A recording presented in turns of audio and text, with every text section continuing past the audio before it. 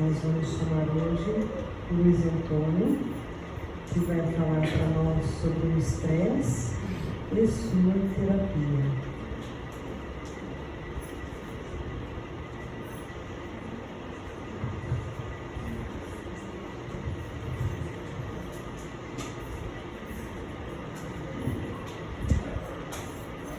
Meus irmãos, boa noite.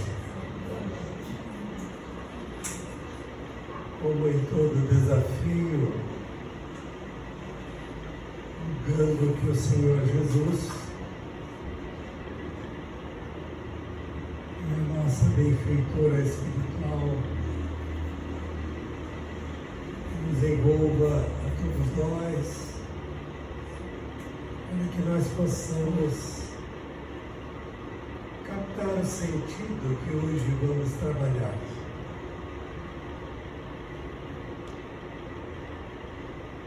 Há vários livros, vários mesmos, em que Joana trabalha esta área que está vinculada à ciência espírita. Porque a doutrina espírita é uma trilogia: ciência, filosofia e religião. A parte científica é aquela em que os fenômenos de todas as naturezas, inclusive psicológicos, emocionais, os fenômenos mediúnicos, etc., são trabalhados. A parte filosófica é aquela parte em que a doutrina nos estimula a questionar, perguntar, duvidar, perquirir, sofismar. E a parte relacionada à religião é justamente aquela em que nós colocamos na prática, no amor ao próximo, na caridade, aquilo que aprendemos. Feita essa observação, nós resolvemos pegar o livro Conflitos Existenciais para trabalhar o tema dessa noite. E no primeiro capítulo, chamado Razão de Ser do Estresse, ou melhor, no primeiro item, porque esse é o capítulo 16 deste livro, nós encontramos lá carga de energia superior à sua capacidade de resistência emocional e que produz distúrbio de conduta. O Dr. Hans Siller, que foi aquele pioneiro no campo do estresse, e que Joana também cita, ele comparou o estresse a um equipamento que vai se desgastando conforme a pressão. Da mesma forma, conforme a pressão vai exercendo sobre nós, as pressões de todas as naturezas, as nossas resistências emocionais vão caindo.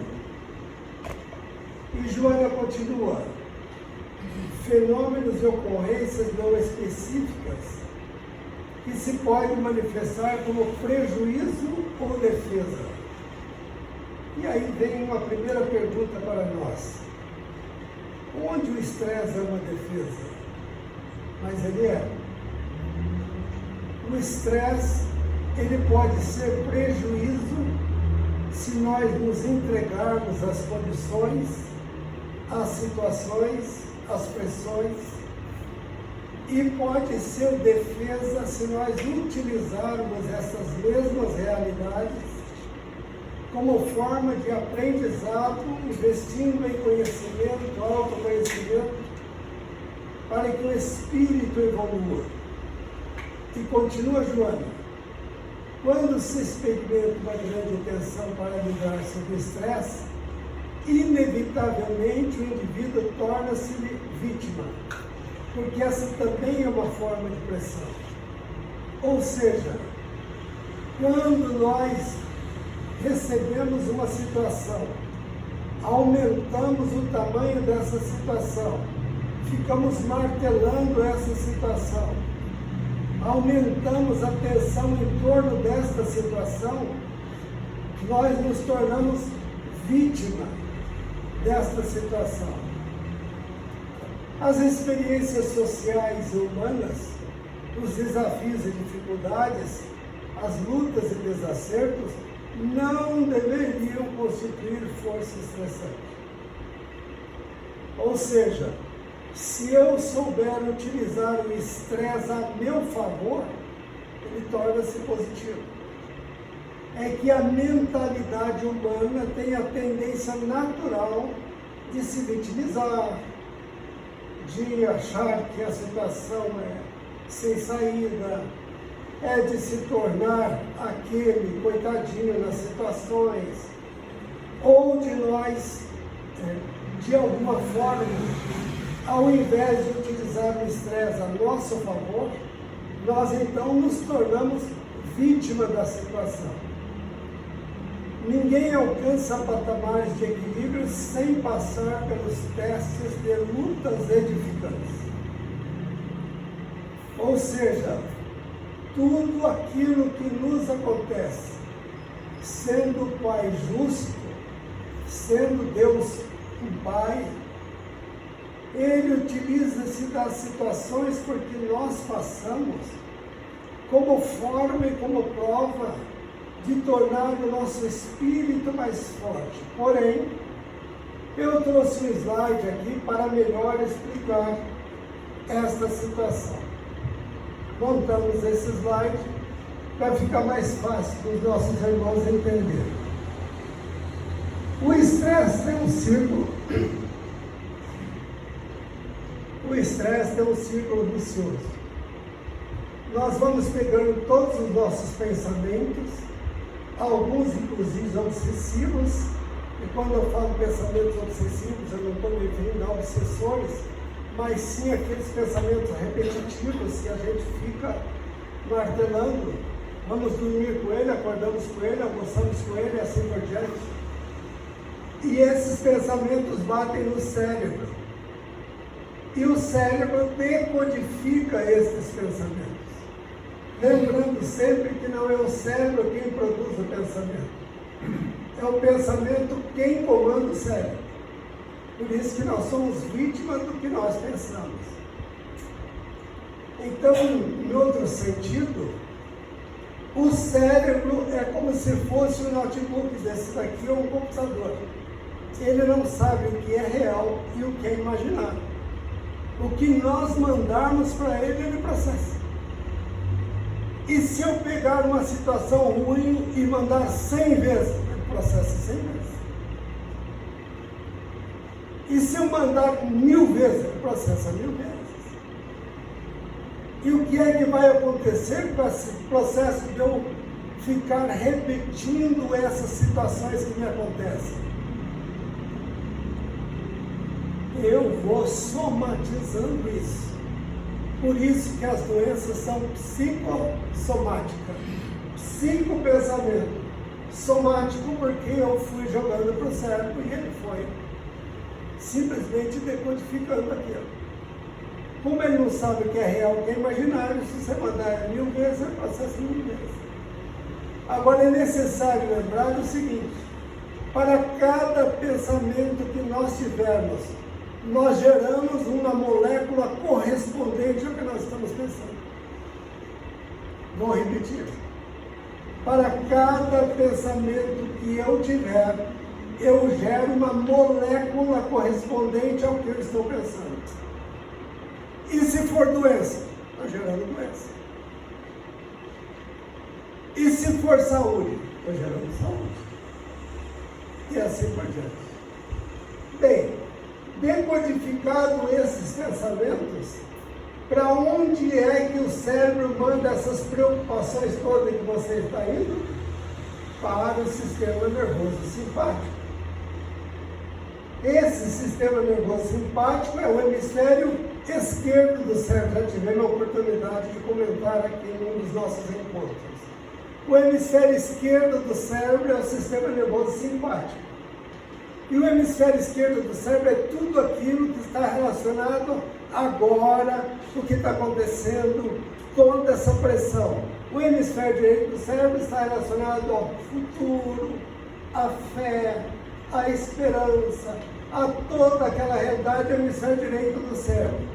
Acontece que a maioria de nós utilizamos muito mais o hemisfério esquerdo do cérebro e cria um desequilíbrio. O resultado desse desequilíbrio está nos consultórios, que a gente já sabe, não precisa falar mais nada, nas farmácias. Então, nesse sentido, é que conforme o cérebro processa e o sistema nervoso recebe, eu vou ter uma reação. A minha reação é de lutar ou fugir. Lutar é o quê? É enfrentar a situação. E fugir é o quê? É eu aplicar a fuga daquilo que está me acontecendo. Finge que não está acontecendo nada.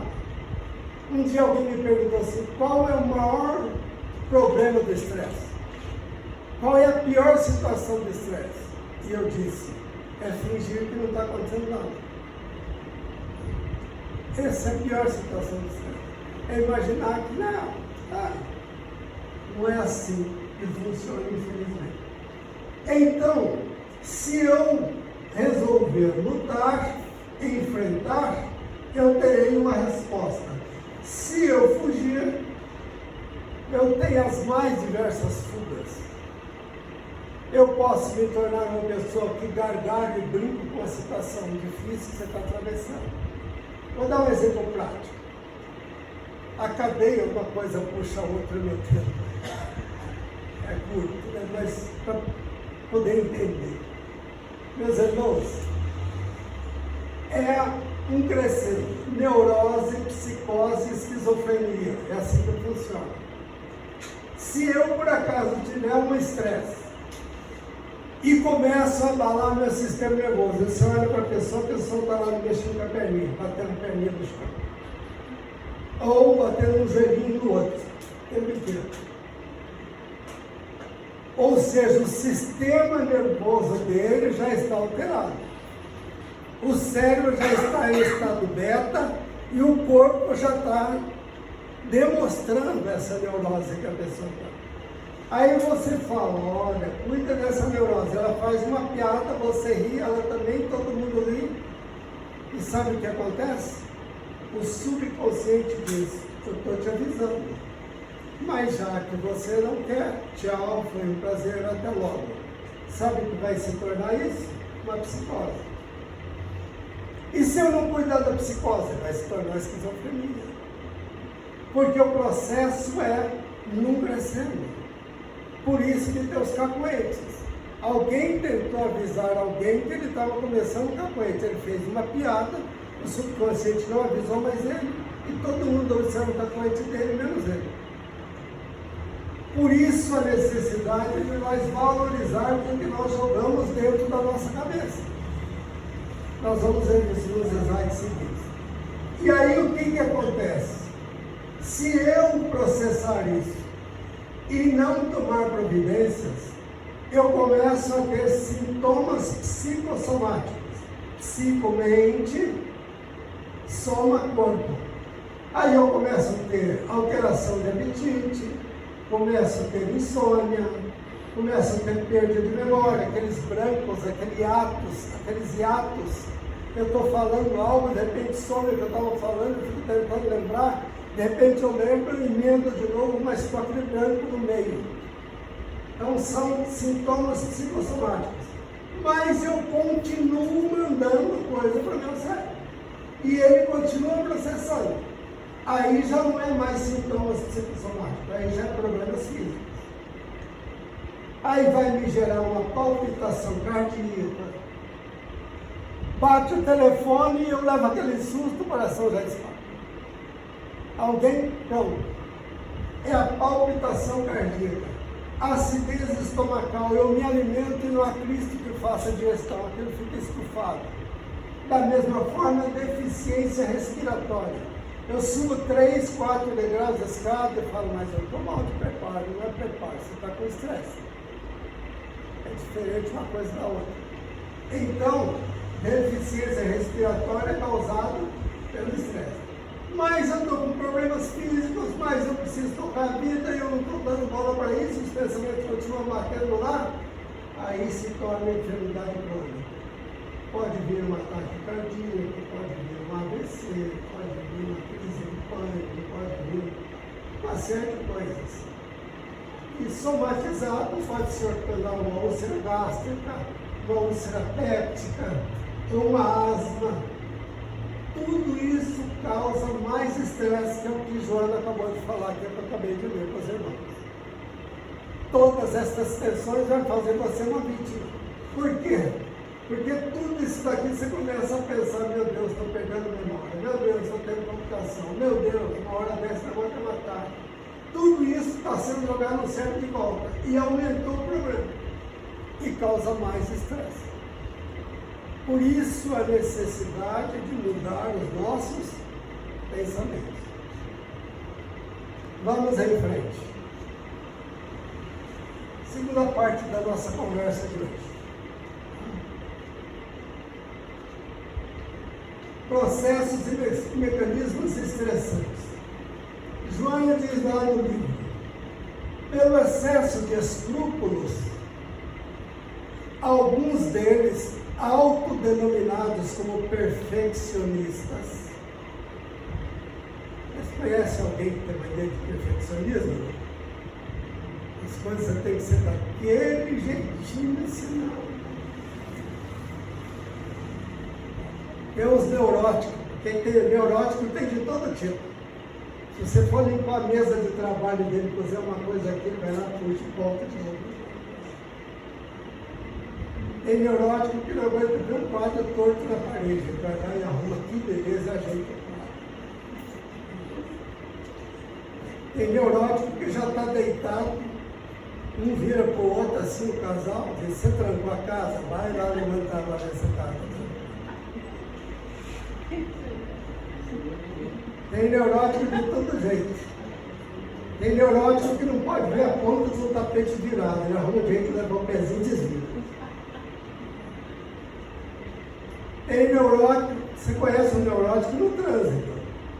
Quando fecha o sinal e aquele está demorando para abrir, igual o Joaquim Tauro, puseram uns 70 no meio da cidade, eu fico olhando, eu me divirto, eu fico olhando os neuróticos. Aí, a pessoa bate, porque neurótico adora bater. Neurótico, se não vier bater, não. É bater e mascar, duas coisas que neurótico adora. Então está lá batendo.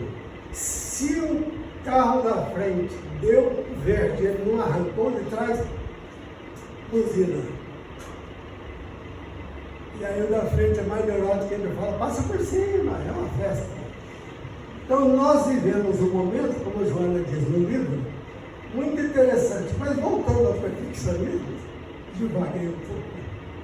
Voltando aos perfeccionistas, os perfeccionistas que o Joana coloca, eu peguei uma, mas ela coloca uma N exemplos aqui, eu peguei os perfeccionistas para melhor entender.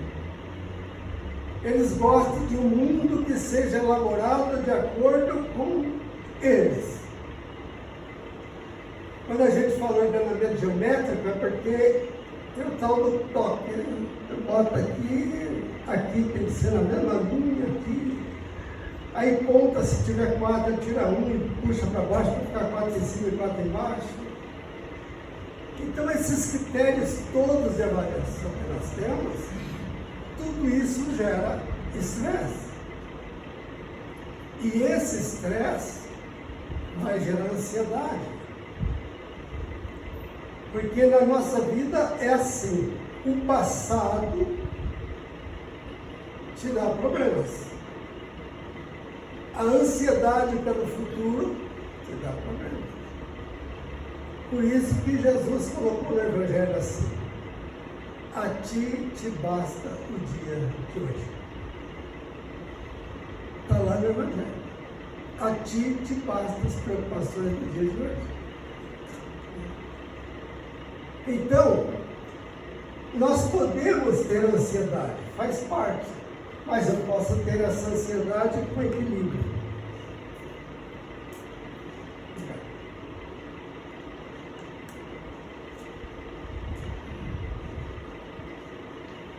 Educar, portanto, a mente e o sentimento constitui dever inicial para a superação de qualquer mecanismo estressante.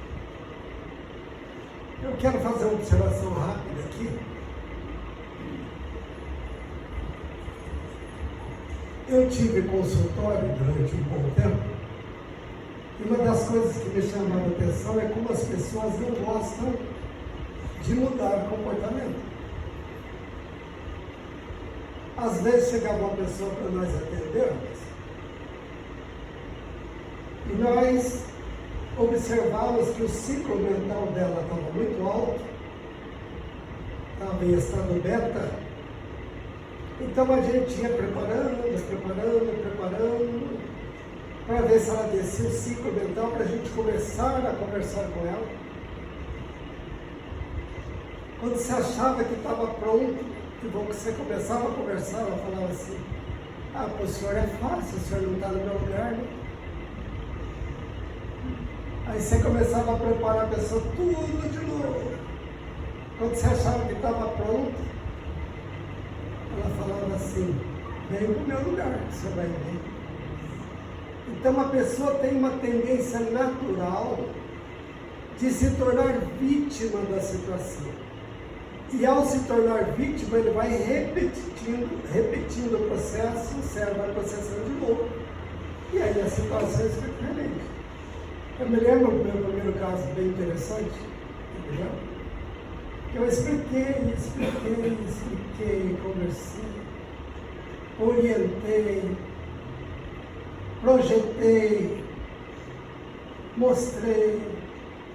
A pessoa viu com toda a calma, depois virou para mim e disse: ah, é muito difícil, eu não tenho um comprimidinho que substitui tudo isso.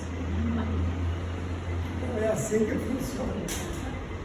Por isso que os médicos estão lotados de pacientes, as farmácias, tem que fazer fila. Quais são as pessoas mais atingidas por situação de estresse? As pessoas apressadas, as pessoas perfeccionistas e as pessoas competitivas. São as pessoas com maior tendência a estresse. As apressadas porque querem as coisas para ontem. Se não for no tempo delas, Deus me livre. As perfeccionistas porque as coisas têm que ser do jeito dela. E muitas vezes você pergunta para a pessoa: você não tem uma secretária lá, uma empregada? Ah, eu não tenho paciência. Se for para ensinar, eu mesmo faço. Porque não tem confiança que o outro faça. Jamais o outro vai ter esperança para isso. E as competitivas, por quê?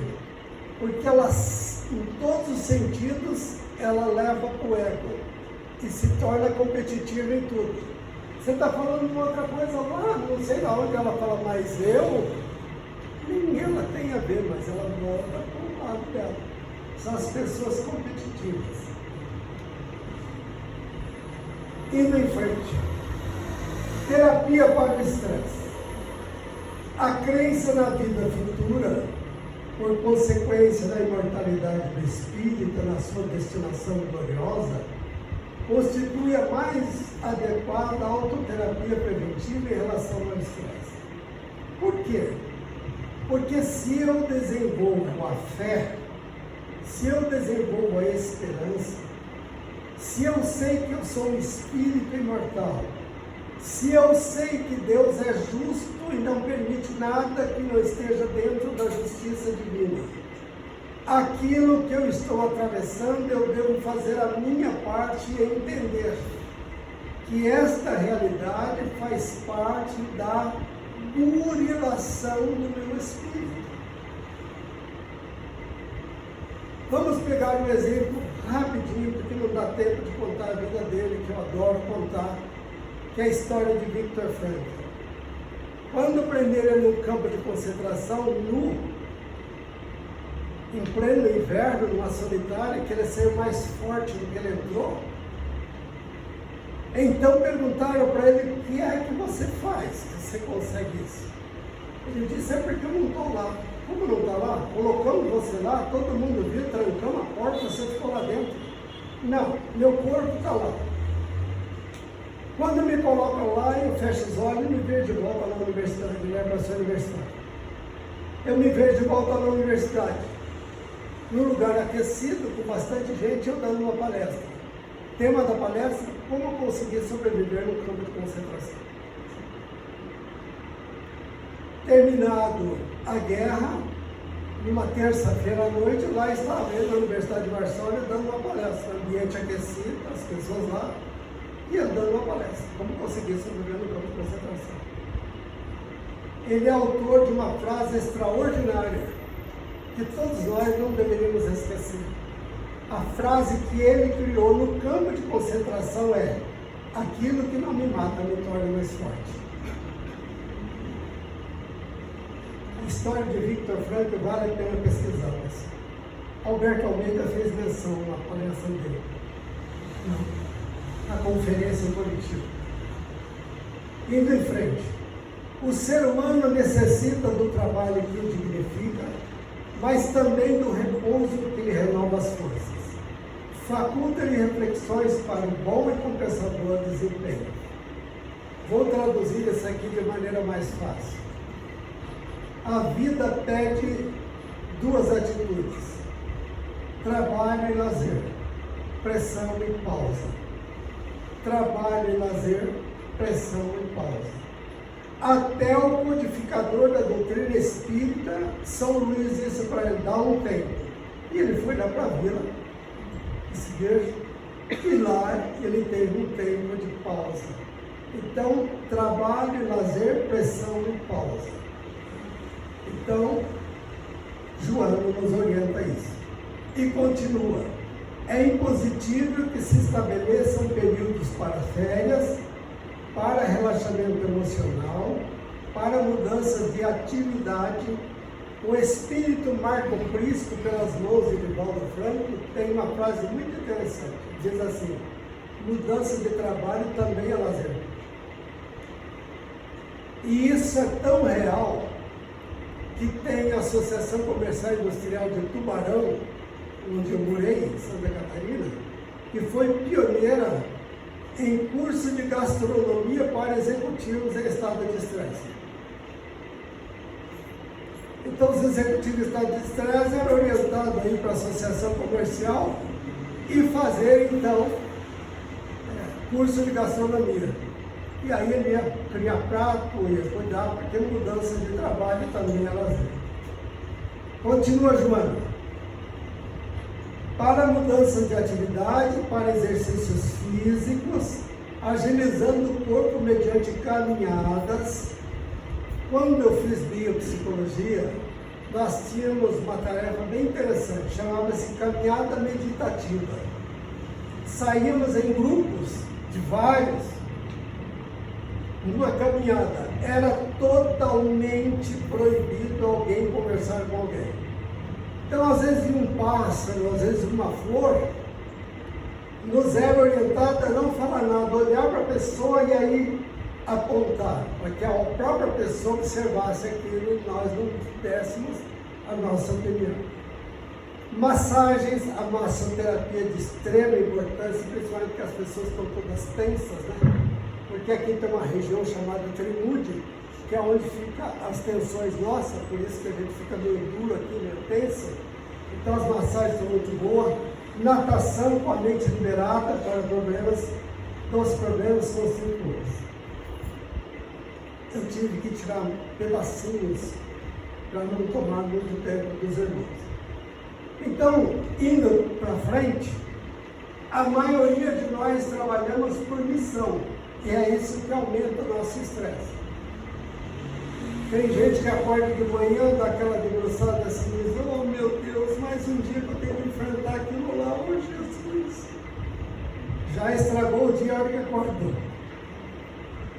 dormiu, a mente estava legal, podia pôr a primeira coisa uma oração, um agradecimento que está vivo, um pedido, mas já lamentou, já reclamou e quer que o dia esteja extraordinário, não vai estar. Então, trabalhar por missão é muito pesado. Toda missão é pesada. Se pegar um sacerdote aqui em Santo Antônio da Platina e ele for lá para a África numa missão, meu Deus, é comida diferente, é a língua diferente, idioma diferente na língua, idioma diferente, tudo diferente. Não vai ser fácil. Missão nunca foi fácil. Mas e se eu pegar o que está me acontecendo e eu colocar no campo da visão? Mudou tudo. Vamos dar um exemplo? Você mora em Santo Antônio da Platina e estuda na Universidade de Jacarezinho, que é tão pertinho. Aí está saindo da universidade, 11 horas da noite, e diz, meu Deus, estou com uma fome, estou precisando ver alguma coisa, tem que dar uma olhada nesse material. Ai, eu vou dormir tão pouco amanhã cedo, já vou acordar e, eu vou dormir, está na cara, vou acordar mais cansado que eu dormir. Pronto. Lá se foi a sua noite. Mandou para o cérebro, processou e se foi. E se você tiver vindo de Jacarezinho e falar assim, meu Deus, graças a Deus eu já fiz 2 anos de faculdade, só falta 2. 2 vão passar rapidinho, pega o meu diploma, tudo isso vai mudar. Pronto. Mudança de pensamento, mudança de processamento. Então passe para a visão. Vamos para os slides finais. É justo que o ser humano não ouvide, Joana tem as palavras dela, não esqueça, né? É justo que o ser humano não esqueça dos limites da sua condição de reencarnado. Você está no corpo físico, você está encarnado, respeite isso. Tem muita gente que acha que é. Portanto, sobreimposições do carro orgânico, traduzido do corpo físico, evitando os sonhos de super-homens que alguns se atribuem. E tem. Como tem. Mulher Maravilha também. Não. Nós estamos reencarnados, estamos no corpo físico. Nada de super-homem ou super-mulher. No outro trecho do livro ela coloca musicoterapia. Meus irmãos, e tem mais um minuto, só fazer um comentário rápido sobre isso aqui.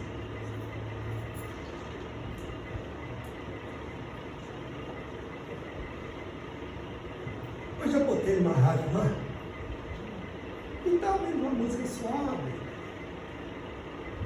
E eu pensando na palestra da noite, lavando louça, a mulher estava em casa, cuidando da mãe e do pai dela. E eu lá lavando louça, eu pergunto, de repente mudou a música e veio aqui um batidão, tudo imediatamente vai deixar lá? Não, já vou mudar.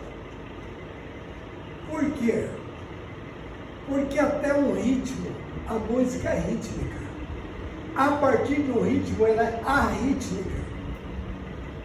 A música rítmica te causa alegria. A música arrítmica aumenta a quantidade de adrenalina no seu corpo.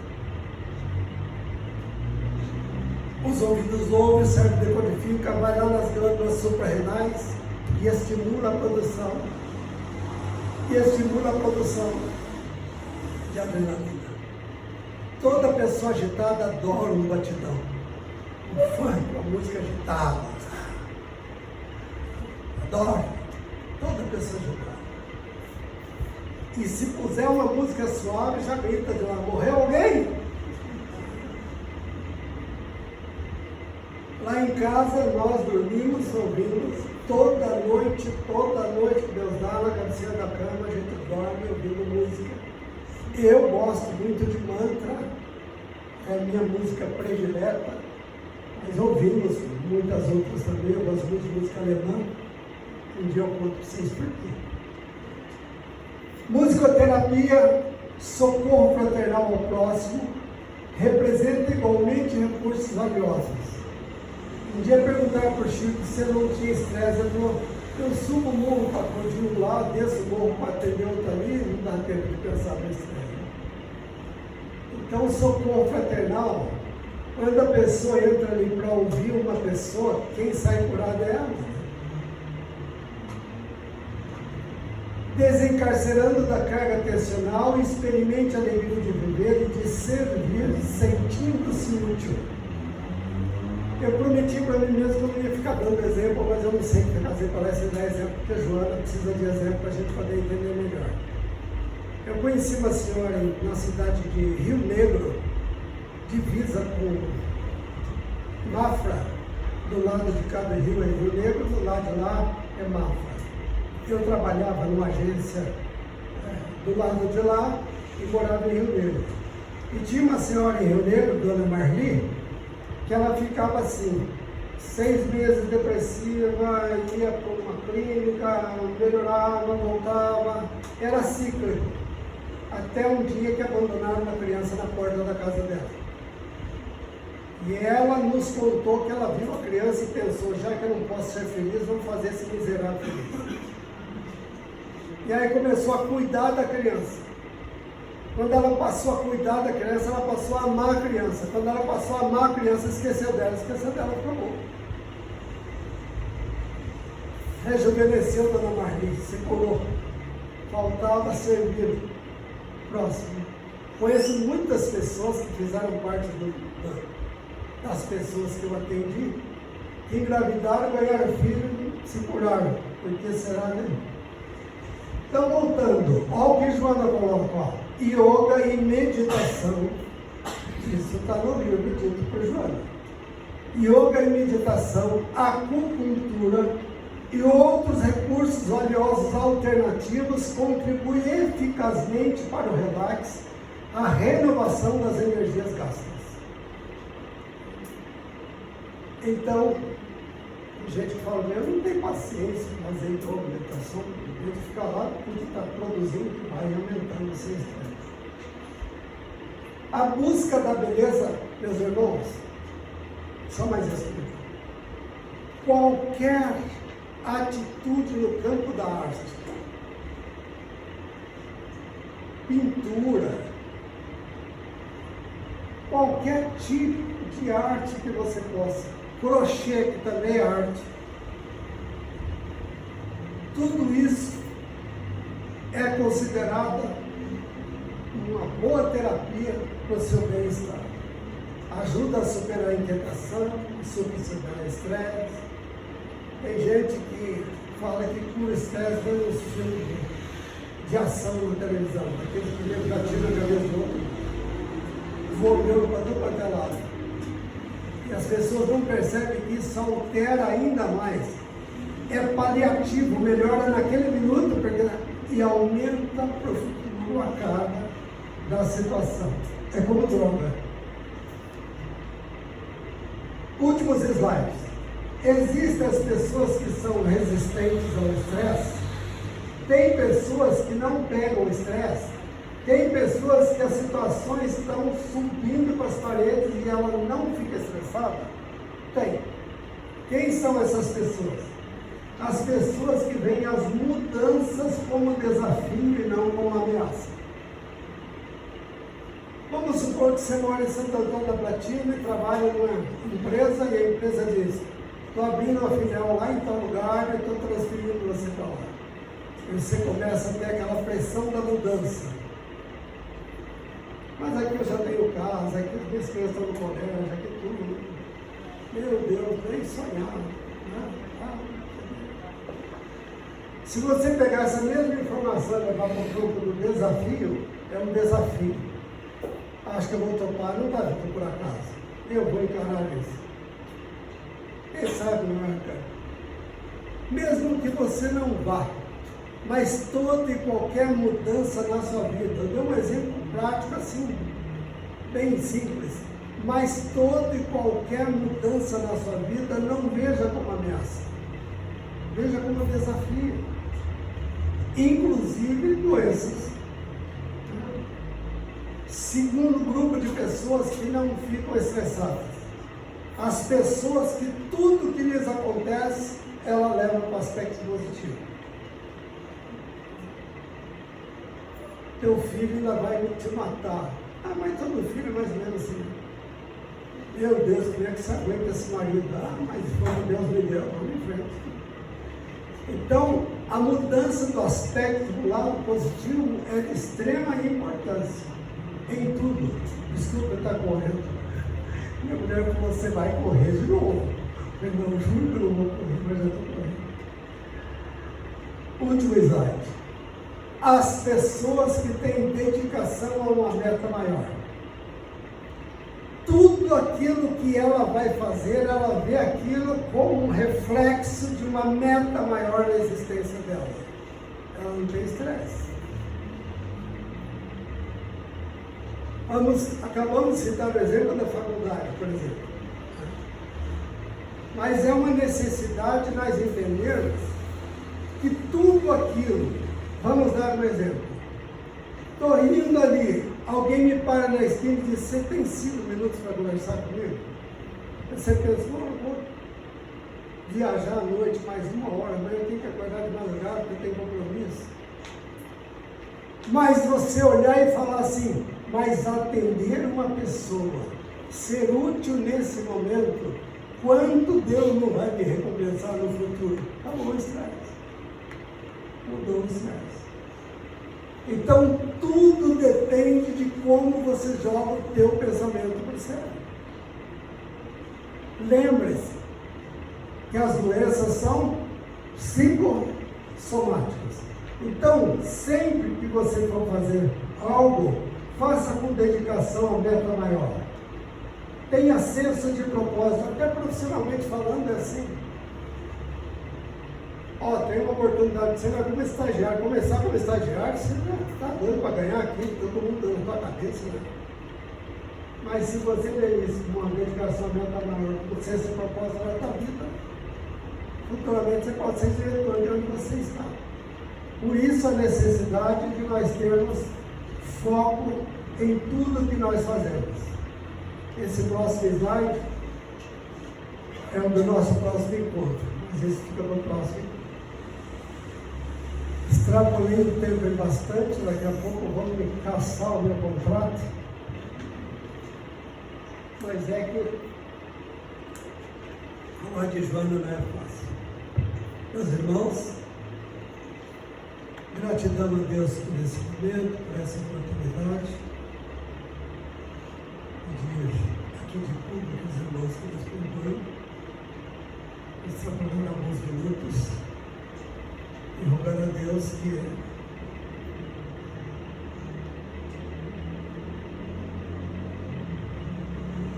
possamos receber dele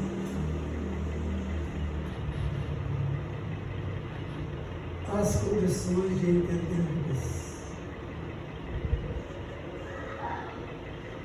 que estamos reencarnados no processo reeducativo. A terra não é o céu, ele não é o inferno, ela é uma escola magnífica, que por graça e misericórdia, o departamento de reencarnação nos aceitou. É o Espírito que se tornou nosso benfeitor. Todos nós temos o nosso anjo da guarda. E ele se utiliza da nossa intuição para nos orientar nos momentos difíceis. Quando a dificuldade vier, quando as pressões de todas as naturezas estiverem causando o distúrbio, o desacerto emocional,